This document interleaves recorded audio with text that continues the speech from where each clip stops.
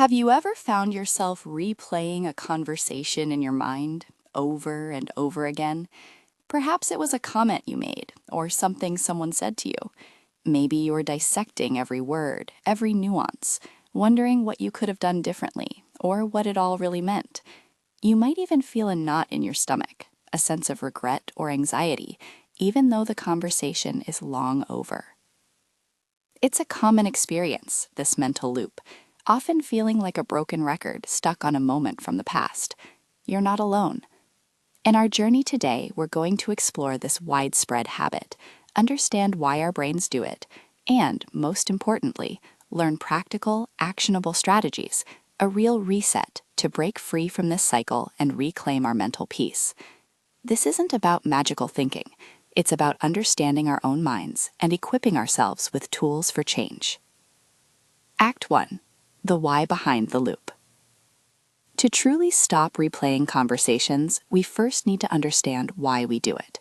This habit is often a form of what psychologists call rumination, a repetitive pattern of thinking, usually focused on negative emotions or past events. Our brains, fascinating as they are, often replay these social interactions for a variety of reasons, many of which are initially well-intentioned. Think of it like this. Your brain is trying to solve a puzzle.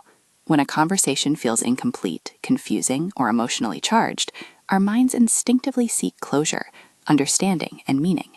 We replay it, hoping to piece together what happened, to gain insight, or even to prepare better for future similar scenarios. It's an attempt, however misguided, to reduce anxiety about the unknown. Sometimes this mental reenactment is a coping mechanism, a way to process intense emotions like embarrassment, anger, or guilt. We might be striving for self-improvement, analyzing our past actions to ensure we perform better next time, especially if we have perfectionist tendencies or a strong fear of negative judgment. In these moments, there's an illusion of control, the idea that if we just think about it enough, we can somehow alter an unchangeable past. Our brains also have a built-in negativity bias, meaning they tend to prioritize perceived threats or negative experiences. This ancient survival mechanism, while useful for spotting danger, can sometimes get stuck on social missteps or perceived slights. For those with heightened social anxiety or hypervigilance, perhaps even stemming from childhood experiences, this replaying can be amplified. And under stress, our brain's default mode network, which is active during self-reflection and mind-wandering, can go into overdrive, turning a brief thought into a relentless loop. So it's not simply a weakness. It's often a complex interplay of our brain's natural tendencies and learned behaviors. Act 2. Breaking the cycle. Your practical reset. While the initial impulse to replay might come from a place of wanting to understand or protect ourselves, chronic replaying has significant negative consequences. It fuels anxiety, deepens self-doubt, and can severely impair our cognitive function and emotional processing. It exacerbates depression, disrupts sleep, and can even strain our relationships. Essentially, this constant mental loop prolongs stress and prevents us from moving forward. The good news is, we can interrupt this cycle. We can implement a practical reset. This isn't about suppressing thoughts. It's about shifting our relationship with them and building new mental habits. Let's break down some effective strategies. 1. Cultivate awareness. Spot the loop early. The very first step is simple, but powerful. Recognize when you're doing it. Notice the onset of rumination. Is your mind drifting to that conversation again? What triggers it? A specific time of day? A feeling? Just acknowledging, here I go, replaying again, is a crucial pattern interrupt. You can't change what you don't notice. 2. The power of pattern interrupts. Once you're aware, immediately disrupt the thought loop. This could be anything simple and immediate. Deep breathing. Take 5 slow, deep breaths, focusing purely on the sensation of air entering and leaving your body. Physical shift. Get up and walk to another room.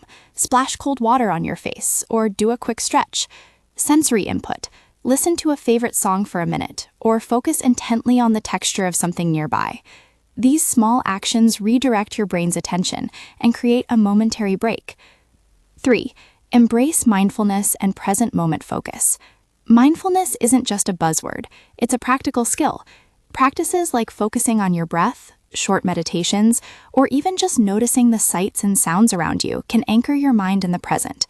The goal isn't to stop the thoughts, but to observe them non-judgmentally, like clouds passing in the sky, without getting caught up in their story. When you catch yourself replaying, gently bring your attention back to your immediate environment. What do you see, hear, smell, feel right now? 4. Grounding exercises, anchoring yourself. Similar to mindfulness, grounding techniques connect you to your physical body and surroundings. Try the 5, 4, 3, 2, 1 exercise. Name 5 things you can see, 4 things you can feel, like the chair beneath you, your clothes, 3 things you can hear, 2 things you can smell, and 1 thing you can taste.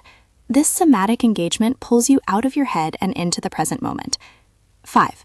Cognitive reappraisal, challenging your thoughts. This strategy, rooted in cognitive behavioral therapy, or CBT, involves questioning the narrative you're replaying. Ask yourself, is this truly a catastrophe, or am I exaggerating its importance? What's the evidence for this negative interpretation? Is there another way to look at this situation? What would I tell a friend who was thinking this way? Often, we find our initial interpretation is fueled by anxiety, not reality. 6. Structured problem solving, when applicable. Sometimes replaying a conversation does have a solvable element. If there's an actual step you can take, like apologizing, clarifying, or setting a boundary, then convert that rumination into an action plan. Break it down into small, manageable steps. But be honest with yourself. Is this truly solvable, or am I just spinning my wheels on something I can't change? If it's the latter, move to the next strategy. 7. Journaling, gaining perspective. Writing down your thoughts and feelings about the conversation can be incredibly cathartic. It moves the thoughts from your head onto paper, externalizing them. Once written, you can often see patterns, challenge assumptions, and gain a fresh perspective. You might realize the conversation wasn't as catastrophic as you imagined. 8. Zoom out, questioning long-term significance. How much will this specific conversation matter in a week, a month, a year? Often, when we zoom out, we realize that many of the interactions we agonize over hold very little long-term significance. This doesn't mean invalidating your feelings, but rather adjusting the mental weight you assign to the event. 9. Acceptance and letting go, practicing self-forgiveness. This is perhaps the most challenging, but also the most liberating strategy. Accept that the past cannot be changed. You did what you did, or they said what they said. Practicing self-forgiveness for any perceived missteps is crucial. Holding on to guilt or regret only harms you in the present. Letting go isn't about forgetting. It's about choosing not to allow the past to continue to harm your present well-being. 10. Focus on controllables. Redirect your energy. Instead of dwelling on what's already happened or what others might think, focus on what you can control. Your attitude, your future behaviors, and your choices moving forward. This shifts your locus of control from external events to your internal power. 11. Realistic expectations and self-compassion. We are all human, and we all make mistakes or misinterpretations. Reduce self-criticism by adjusting your expectations of yourself and others. Treat yourself with the same kindness and understanding you would offer a dear friend. Self-compassion is a powerful antidote to self-doubt. These strategies are not one-time fixes, they are practices. The more you engage with them, the stronger your mental muscles will become in redirecting your thoughts and breaking free from the loop. Act 3. When to seek deeper support. While these self-help strategies are incredibly effective, it's also important to understand when rumination might be more than just a bad habit. There's an ongoing discussion about whether replaying conversations is solely a symptom of underlying conditions like anxiety, depression, OCD, or PTSD, or if it can become a primary problem that, if left unaddressed, can lead to or worsen other mental health disorders.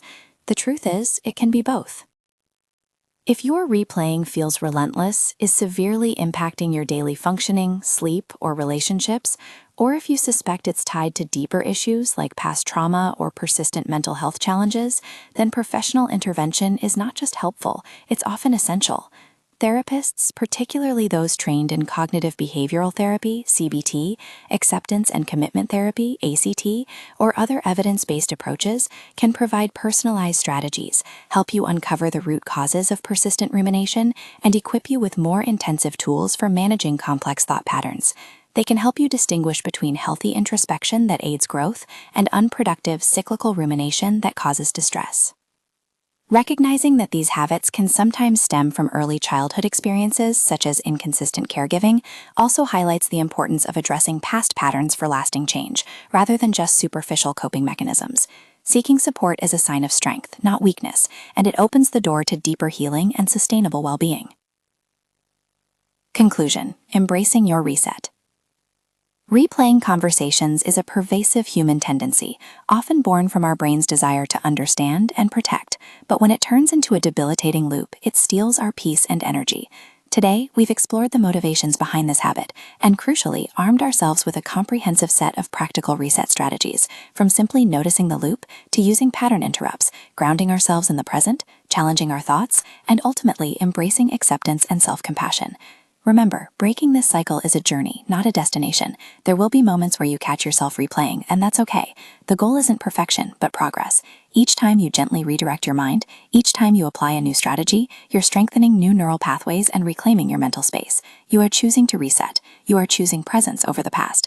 And that in itself is a profound and powerful step toward greater peace and well-being.